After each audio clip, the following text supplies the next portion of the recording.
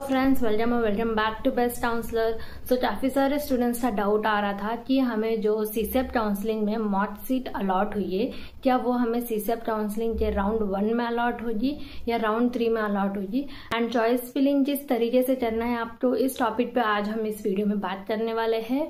तो वीडियो में एंड तक जरूर बने रहना, और अगर चैनल पे नए हो तो अभी सब्सक्राइब कर लीजिए ताकि आपको ऐसे ही informative videos time to time मिलती रहे।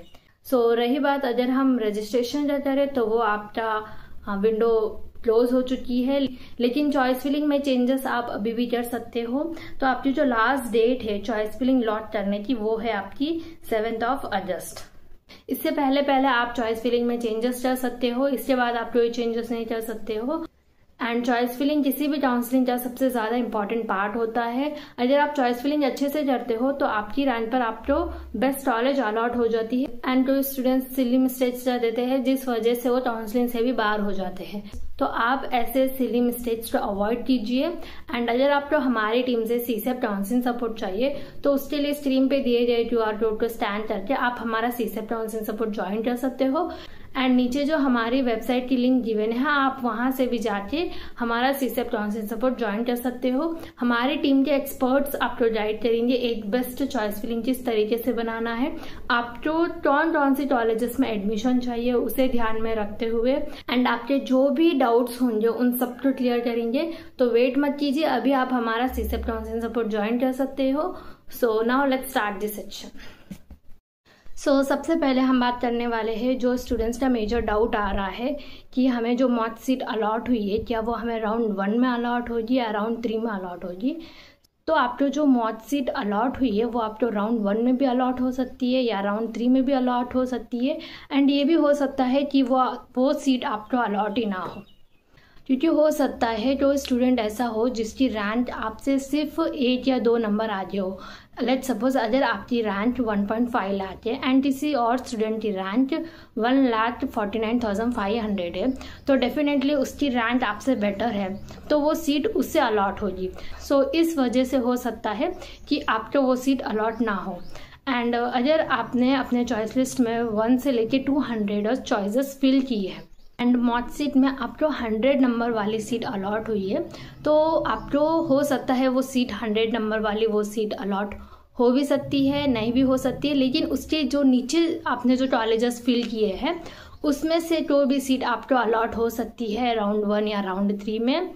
एंड तो स्टूडेंट ऐसा है जिसने 1 से लेके 100 चॉइस फिलिंग की है एंड उसे जो लास्ट चॉइस फिलिंग यानी 100 नंबर वाली कॉलेज मॉक सीट में अलॉट हुई है, तो आप अपने चॉइस फिलिंग को चेंज करके 100 के बाद और कॉलेजेस ऐड कर सकते हो जिसमें आपको एडमिशन लेना है।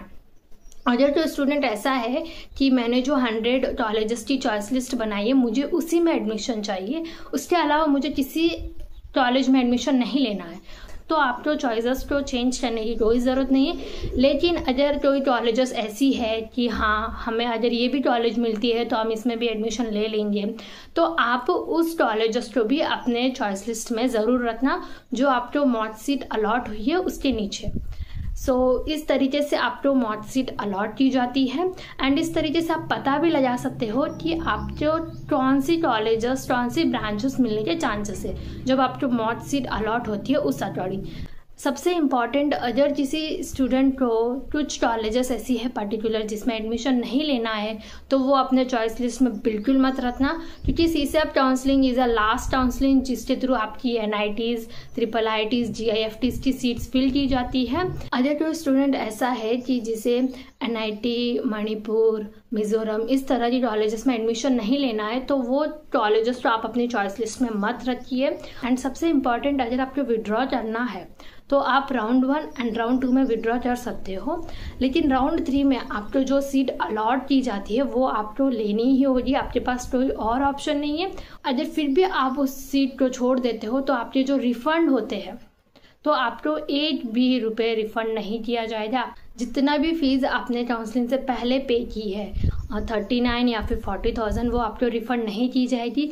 रिफंड के भी कुछ टर्म्स एंड कंडीशन है, इसके ऊपर भी मैंने वीडियो बना रखा है, आप जाके हमारे यूट्यूब चैनल पे देख सकते हो। क्योंकि आपको ये सारे जितने भी रूल्स है उसे याद रखना है। अगर आप कोई भी सिली मिस्टेक्स करते हो या फिर टाइम पे रिपोर्टिंग नहीं करते हो तो आपके पूरे जो 39-40,000 रुपीज़ है वो आपके रिफ़ंड नहीं किए जाएंगे, उसमें से आपको एक भी रुपये रिफ़ंड नहीं किया जाएगा। एंड काफ़ी सारे स्टूडेंट्स जो ये नया ऑप्शन आया है सरेंडर, उसको लेके भी कंफ्यूज है। तो अगर आपको कोई सीट अलॉट हुई है, अगर आपको वो सीट नहीं चाहिए तो आप सरेंडर कर सकते हैं, लेकिन उसके बाद आपको कौन सी कॉलेजेस अलॉट होगी वो भी आपको जानना सबसे ज़्यादा इम्पॉर्टेंट है। लेट्स सपोज आपने 1 से लेके 100 तक की कॉलेजेस फिल की है अपनी चॉइस फिलिंग में। लेट्स सपोज सीसेब राउंड में आपको 15th नंबर की जो कॉलेज है, जो ब्रांच है, वो आपको अलॉट हुई है, लेकिन आप उसे सरेंडर करते हो कि मुझे ये कॉलेज नहीं चाहिए। तो उसके आने वाले जो भी राउंड होंगे, राउंड 2 एंड राउंड 3, इसमें आपकी वो जो 50 रैंक की कॉलेज है उसके ऊपर की जितनी भी कॉलेजेस है वो अलॉट होने के चांसेस है। लेकिन अगर आपकी रैंक इतनी अच्छी नहीं है कि वो जो ऊपर की कॉलेज आपने फिल की वो आपको अलॉट हो, तो उसकी जो नीचे की कॉलेजेस है वो भी आपको नहीं मिलने वाली है। अगर आपकी उतनी रैंक है कि वो नीचे की कॉलेजेस आपको अलॉट हो सकती है तो फिर भी आपको वो सीट अलॉट नहीं होंगी, क्योंकि जो कॉलेजेस आपने अपने प्रेफरेंस के अकॉर्डिंग फिल किया है नंबर 50 पर, आपने उसे सरेंडर कर दिया है, तो नीचे की जितनी भी कॉलेजेस होगी वो आपको अलॉट नहीं होंगी। भले ही आपकी रैंक उतनी है कि वो आपके कॉलेजेस अलॉट हो, फिर भी नहीं होने वाले, क्योंकि आपने उसे सरेंडर कर दिया। सरेंडर का मतलब ये होता है कि हमें जो सीट अलॉट हुई है हमें वो नहीं चाहिए, हमारे प्रेफरेंस लिस्ट में उसके ऊपर की जो कॉलेजेस है, जो ब्रांचेस हमने फिल किए, वही कॉलेजेस हमें चाहिए। तो सरेंडर में आपको इस तरीके से कॉलेज अलॉट किया जाता है। एंड अगर आपकी रैंक इतनी अच्छी नहीं है कि आपको ऊपर वाली कॉलेजेस अलॉट हुए, तो आपको आगे आने वाले राउंड में कौन सी भी कॉलेज अलॉट नहीं होने वाली है। सो आई होप आपको ये सारे कंडीशंस समझ में आए हैं एंड आपके जितने भी डाउट थे वो सारे क्लियर हो गए हैं। एंड अगर फिर भी किसी स्टूडेंट का जो भी डाउट रह जाता है तो आप हमें कमेंट करके ज़रूर बता सकते हो। एंड ऐसे ही इंफॉर्मेटिव वीडियोज़ के लिए subscribe to our channel best counsellor.